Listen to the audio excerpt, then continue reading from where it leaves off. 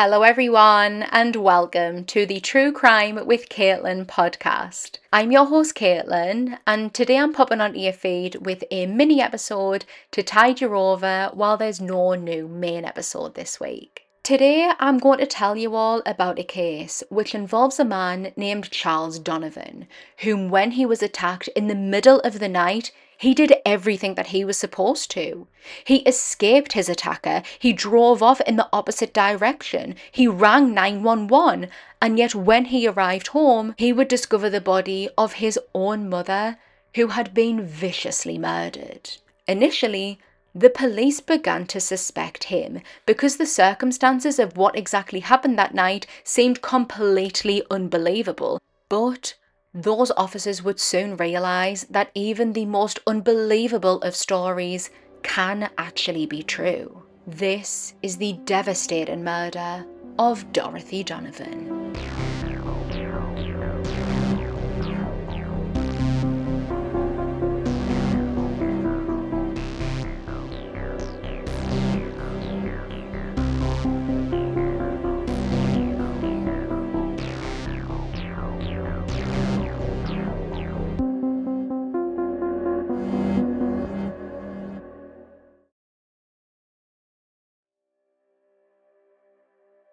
In 1991, Dorothy Mae Donovan was 70 years old. She was a beloved mother of 4 and a very hands-on grandmother. One of her favourite things to do was babysit the grandkids, and when she wasn't doing that, she could be found outside in her garden growing her own vegetables or at church. Dorothy was very religious. She was described as a vibrant, energetic woman who had so much love to put out into the world. After being widowed for a second time, Dorothy lived alone in a farmhouse on her 163-acre property nearby Harrington in Delaware. The farmhouse was situated on an isolated, quiet road and was surrounded by beautiful fields and farmland. Here, Dorothy felt incredibly safe and secure, so safe that she hardly ever locked her doors. Despite living alone in the farmhouse, she wasn't alone on the property. Her son Charles, who was 41 at the time of this case, lived on a trailer on the property, literally a stone's throw away. Each of their front doors were only about 60 yards apart, which is the equivalent of just over half the size of a football pitch. He lived on the property because he wanted to look after his mother after the death of her second husband. The 23rd of June 1991 was beginning to be just as normal as any other day. Charles had finished work at a nearby factory at around about 12:30 a.m. and on his way home he stopped at a Hardee's fast food restaurant where he picked up a burger and a cup of coffee for the travel home. As he walked through the car park and got into his truck beginning to drive off, he noticed a man stood at his driver's side window. He could see this man's mouth was moving, but Charles couldn't hear what he was saying, so he rolled down the window to hear better, and that is when he realised that this man was asking for a lift. Charles sat and he kind of hooed and hawed for a little bit. It was clocking on to be about 1 a.m. now. He knew that his mother Dorothy back at home would not go to sleep until she knew that he was home. No matter how old your children get, they are still your children. And frankly, he had just finished a long shift at work, and so he just wanted to get home too. He told the hitchhiker he's sorry, it's too late, he wants to get home, but this man was very persistent. He told Charles that he desperately had to get to the hospital where his sister had just had a baby. Charles relented and he told the man that he would drive him part of the way there, but he wasn't going to be going out of his way to drop him off anywhere. The man was seemingly happy with this and jumped into the truck, and so off they went. After driving a couple of miles down the road, Charles pulled over because this is where he told the man that he was going to drop him off, and now he was expecting this man to get out, but he wouldn't. Charles firmly reminded the man of their agreement and told him that he had to leave, and seemingly this flipped a switch in the man, who raised his arm and forcefully punched Charles in the face. He began to scream at Charles, demanding him to hand over the keys for the truck and all of his money, while threatening him with one of his own screwdrivers that just so happened to be rolling around inside of the truck. Charles pulled the keys out of the ignition as he fled out of his vehicle, and he ran towards a nearby garage for help, praying that someone was inside, banging on the windows, but inside it was empty. Realising that Charles had taken off with the keys, this crazed man began to chase after him, armed with the screwdriver, and was screaming at Charles, threatening him, telling him that he was going to kill him there and then. Charles tried to reason with the man and told him that he didn't want any trouble, and if he just calmed down, Charles would take him wherever he wanted. This seemed to work, and the two men began walking back towards the truck together. And thinking on his feet, thinking fast, Charles raced towards his truck, leaped inside, locked the doors, and sped away, leaving the hitchhiker behind him in the dust. Charles made sure to drive off in the opposite direction because he was conscious that there was a possibility that this man would follow him. After waiting a short time, however, Charles realised that this man hadn't followed him and let out a sigh of relief and began to drive himself home, only to be stunned when he arrived because there was the man somehow at his own trailer. Charles immediately spun around, raced to a payphone and dialed 911 at 1:19 a.m. Despite how frantic and scared and upset Charles was on the phone, the operator listed this call as low priority and an officer wouldn't meet Charles until gone 3 a.m, 90 minutes later. The officer escorted him back to his trailer, and when they arrived, nothing seemed up. Nothing was out of place, he hadn't been broken into, and nothing was missing, so he hadn't been robbed. Charles asked the officer if he would accompany him to go and check on his mother Dorothy inside of the farmhouse, and he would later say that as soon as they opened the door, he knew that something was wrong. Charles called out for Dorothy, and when silence filled the air, he knew that that wasn't right.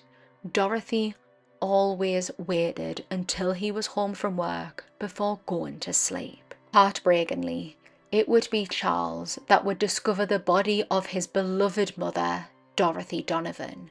She had been ferociously, viciously stabbed 24 times across her face, arms and chest, and unbelievably, the murder weapon was still there at the scene, and it was the screwdriver from his truck. Aside from the body of Dorothy, nothing else stuck out to anyone inside of the farmhouse. There was no sign of forced entry, which would make sense. Dorothy was known not to lock her doors. There was no sign of a struggle. There was no sign of Dorothy having been sexually abused. Nothing was stolen, nothing was missing, nothing was out of place. Initially, the police began to suspect Charles. They found it incredibly hard to believe that he had picked up a random man in the middle of the night, dropped this man off miles away from his home, they had gotten into an altercation, Charles managed to get away, and somehow this stranger happened upon his home in an isolated area in the middle of the night in the pitch black, and then randomly murdered his mother. During their investigation, they learned that shortly before the murder, Dorothy's life insurance had been upped, and Charles was currently going through financial struggles. He would benefit from his mother's death. The description that he provided of the hitchhiker was very generic and vague. He mostly said that it was a black man and a composite sketch was created. However, the vagueness of this only made the police more suspicious of him.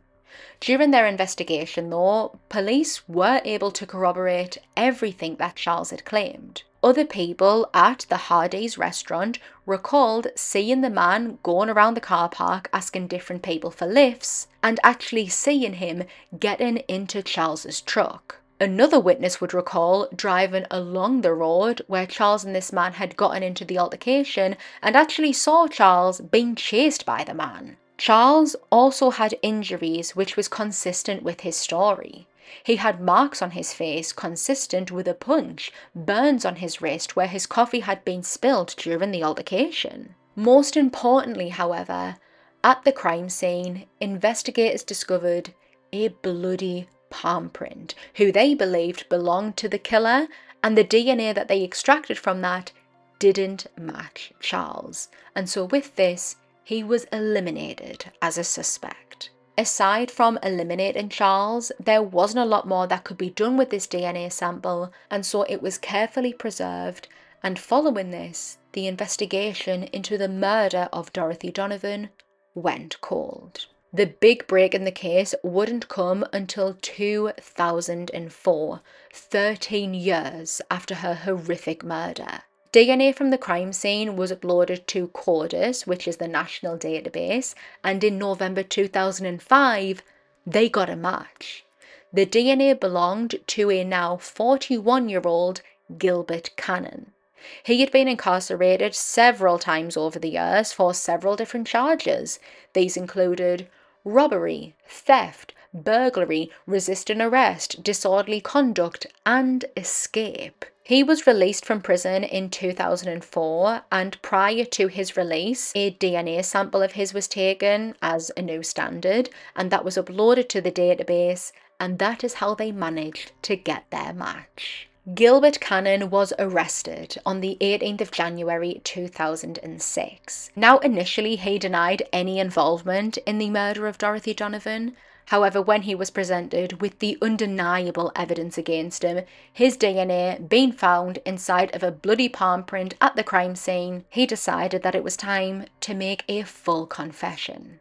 His confession perfectly matched up with the story that Charles told the police all them years before. Gilbert said that after his altercation with Charles and after Charles had drove off, he continued to walk down the road that he had been left on, looking for somewhere to sleep, looking for a house that appeared empty. The first house that he came across that didn't have any lights on was the home of Dorothy Donovan. When he broke in, he was shocked and alarmed to see that she was awake, and so he killed her using the screwdriver that he had stolen from her son's truck.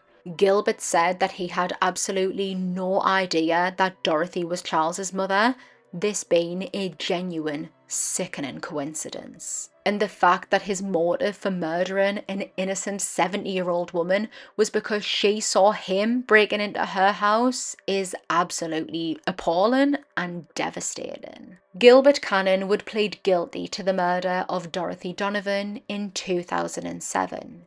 He was handed a sentence of life imprisonment without the possibility of parole.